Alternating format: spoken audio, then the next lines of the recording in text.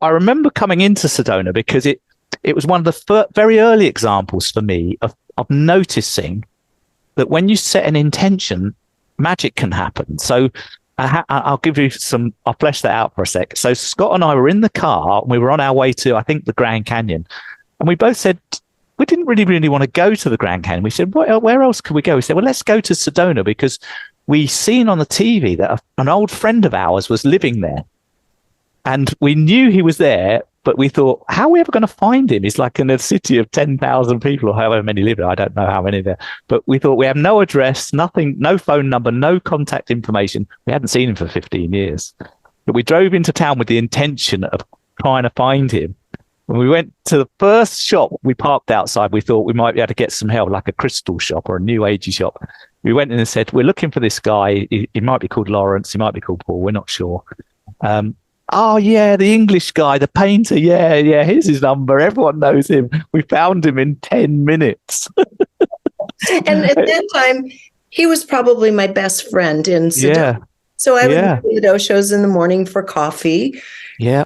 And exactly. That's the story goes, and you continue the story. Exactly. So then, like within 5 or 10 minutes, he was there at the shop that we'd called from and to meet us. And he said it was wonderful because he said, now you're here, you guys, as much as it's a shock to see you after 15 years, you don't need to be tourists. I know people in the town. We can meet some of the people that I know. We maybe hang out with them, etc. And that's how we met you, because he said, I must introduce you to Regina. Let's come to the cafe tomorrow and we'll get you to meet. And the rest is history. Yeah. The rest is history. Now, from personal history, that's when Scott and I met. And that's when we started Conscious Media Network, which then was purchased by Gaia. And we started this whole streaming of conscious material literally within a year of that meeting, which was a big deal at the time because it wasn't being done. It was kind of before YouTube. Yeah, right. It was. It was a big deal. And we did that for 7-8 years together. And then Gaia, purchased CMN, and the rest of that is history. And I remember sometimes on later visits to your home where you were recording some of the interviews I'd watched just in admiration of the two of you and what you were doing, because you built such a huge community of viewers there was obviously a really unmet appetite for that kind of information. So that was our history. So now you have to contend with the rest of life. Your little familiarization tour with the U.S. is over. And now you have to start thinking about what are you going to do with your life? Well, I tried to figure out what do I do? How do I rebuild? How can I?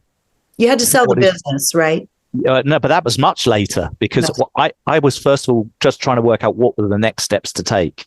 Yeah. And I couldn't. I was stuck. I couldn't see. I was visionless, etc.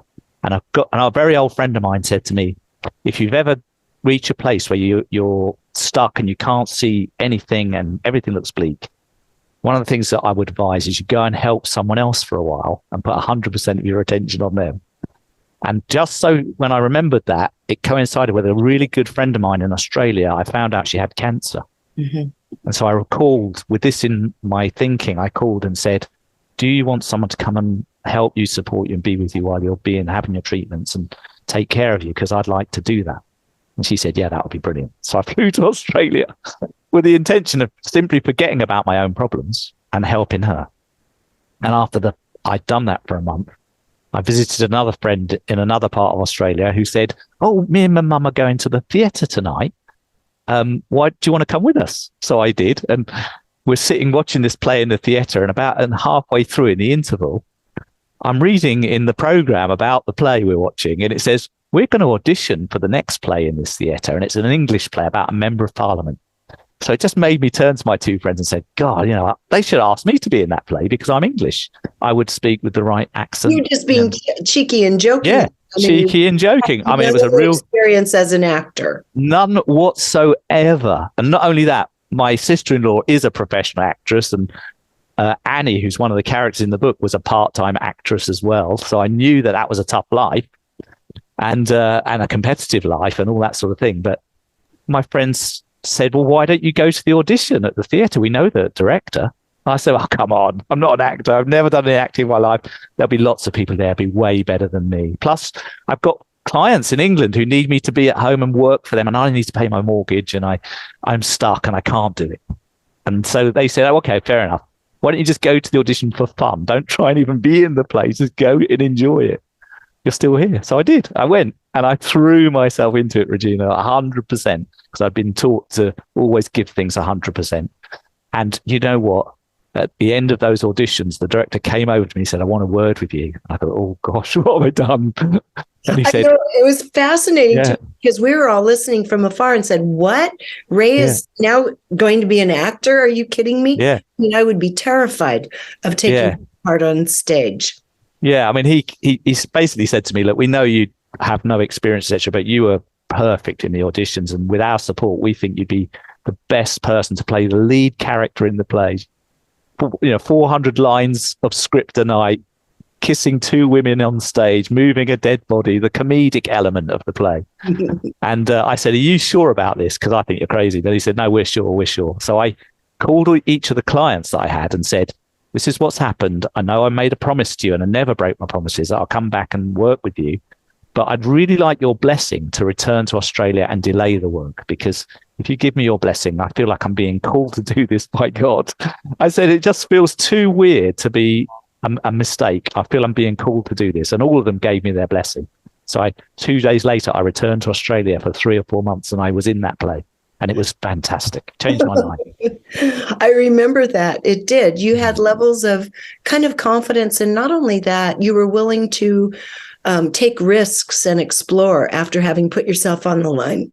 I hope you're enjoying this video, because if you are, there are dozens more like it on my site, all supported by people like you.